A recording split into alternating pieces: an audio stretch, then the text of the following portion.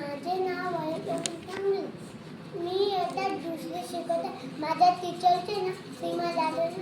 माझ्या शाळेचे नाव जिल्हा परिषद उच्च प्राथमिक शाळा लोहगाव. मी आज तुम्हाला नामाची व्याख्या सांगणार आहे. नाम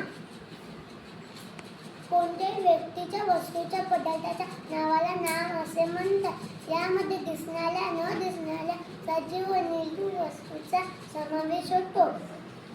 सर्वनाम नामाऐवजी वापरल्या जाणाऱ्या शब्दाला सर्वनाम असे म्हणतात. विशेषण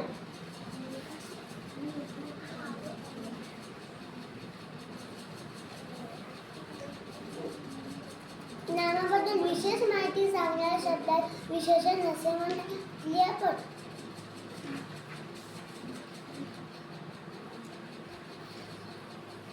शब्दाचा अर्थ पूर्ण करणाऱ्या शब्दाला क्रियापद असे म्हणतात.